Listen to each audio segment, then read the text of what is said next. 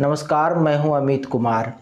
बागेश्वर धाम के बाबा पंडित धीरेन्द्र कृष्ण शास्त्री बिहार आ रहे हैं, लेकिन बिहार के धरती पर उनका विरोध शुरू हो गया है। ये जानना बड़ी दिलचस्प होगा कि जो लोग उनका विरोध कर रहे हैं उनकी मंशा क्या है और वो बाबा बागेश्वर और पंडित धीरेन्द्र कृष्ण शास्त्री का विरोध क्यों कर रहे हैं। लेकिन इससे पहले आपको पता ही होगा कि 13 मई को जो है धीरेन्द्र कृष्ण शास्त्री जो है पटना पहुंच रहे हैं और 13 मई से जो है 17 मई के बीच जो है उनका प्रवचन होने वाला है। और इसी का जो है बिहार में जो है बिहार के कुछ राजनेता, राजनीतिक से भावना से प्रेरित कुछ व्यक्ति जो है उनका खुल के विरोध कर रहे हैं। और विरोध करने वाले लोग तमाम प्रकार के मर्यादाओं को भूल जा रहे हैं और शब्दों का, यानी इस प्रकार के शब्दों का कुछ लोग प्रयोग कर रहे हैं, कुछ लोग इस प्रकार के बातें कर रहे हैं जिन शब्दों का जो है यहाँ पे जिक्र भी नहीं किया जा सकता, और वो तमाम प्रकार के मर्यादाहीन शब्दों का प्रयोग कर रहे हैं। और ये विरोध करने वाले लोगों की जो संख्या है एक राजनीतिक पार्टी से, कि विशेष एक राजनीतिक पार्टी से उनका जुड़ा हुआ है,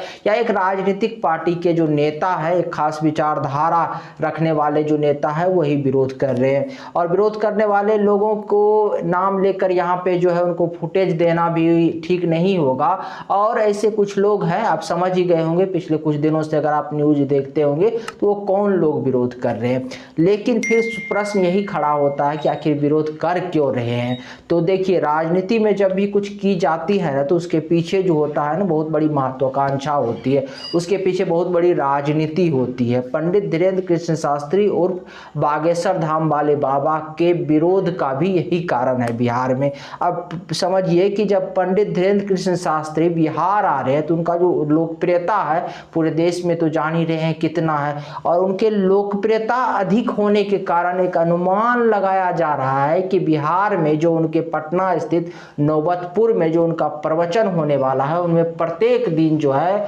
लगभग 3 लाख लोग जुड़ेंगे। ये संख्या देखिए, ये बहुत बड़ा संख्या है, 3 लाख लोग जुड़ेंगे। तो मानिए कि ये लोग अगर 3 लाख परिवार से आते हैं तो पंडित धीरेन्द्र कृष्ण शास्त्री का जो मैसेज जो है कितना दूर जाएगा। और इतना ही नहीं, जो है लाखों लोग जो है अलग अलग जो है डिजिटल माध्यम से भी जो है पंडित धीरेन्द्र कृष्ण शास्त्री का प्रवचन सुनेंगे। और पंडित धीरेन्द्र कृष्ण शास्त्री का छवि कैसा है? उनका छवि है एक सनातनी संत और एक हिंदूवादी संत जो राष्ट्रवाद की बातें करता है, जो हिंदुत्व की बातें करता है, जो हिंदू राष्ट्र की बातें करता है, जो संपूर्ण हिंदू जातियों को, हिंदू जो अलग अलग जातियों में बटे हुए हैं, हिंदू धर्म को मानने वाले लोग, उनको संगठित करने की बातें करता है। तो पंडित धीरेन्द्र कृष्ण शास्त्री का ऐसा छवि है, और यही कारण है कि पंडित धीरेन्द्र कृष्ण शास्त्री का विरोध बिहार के धरती पर हो रहा है। क्योंकि देखिए, जब इस प्रकार के बड़े कार्यक्रम होता है और कोई बड़ा हस्ती जब अचानक आता है ना तो एक माहौल तैयार होता है। माहौल ऐसा तैयार होता है कि आप देखिए, पिछले कुछ दिनों पहले जो एक बिहार में जो जातीय जनगणना को लेकर एक माहौल तैयार हुआ, जिसमें काफ़ी जो है कुछ लोग विरोध में भी आए, कुछ लोग समर्थन में भी आए, और लोग जो थे वो कहीं न कहीं अपने अपने जाति की संख्या के बारे में जानना चाहते थे। और समाज में जो जाति को लेकर जो है चीज़ें चल रही थी, जाति को लेकर बातें चल रही थी, तो जाति को लेकर जब बातें चल रही थी तो जो हिंदू समाज के लोग थे वो जाति में बटे हुए थे। लेकिन जब ऐसे कार्यक्रम होता है, बड़ा कार्यक्रम होता है, तो यहाँ पर जो हिंदू समाज या सनातन समाज या हिंदू धर्म को जो मानने वाले लोग हैं वो एक मंच पे आ जाते हैं, एक साथ आ जाते हैं, और वो कहीं ना कहीं जो जाति वाला जो मुद्दा होता है ना वो दब जाता है, और धर्म का जो मुद्दा होता है ना, धर्म की जो चीजें हो जाती है ना वो ऊपर हो जाती है। अब यही पे पेच फंस गया है। अब सोचिए, जब जाति वाले मुद्दा दब जाएगा और धर्म वाले चीजें ऊपर आ जाएंगी, यानी धर्म के नाम पर जो तमाम हिंदू की जातियां संगठित हो जाएंगे, तो इससे किसको नुकसान होगा ये समझने वाली बात है। और आप देखिए, जिनको राजनीतिक रूप से नुकसान होगा, जो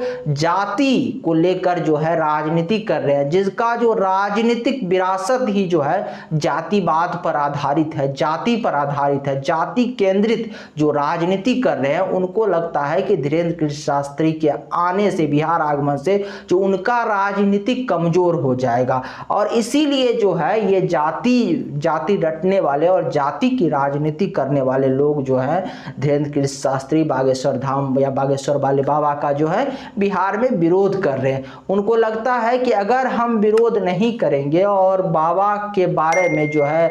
एक अलग परसेप्शन लोगों के बीच नहीं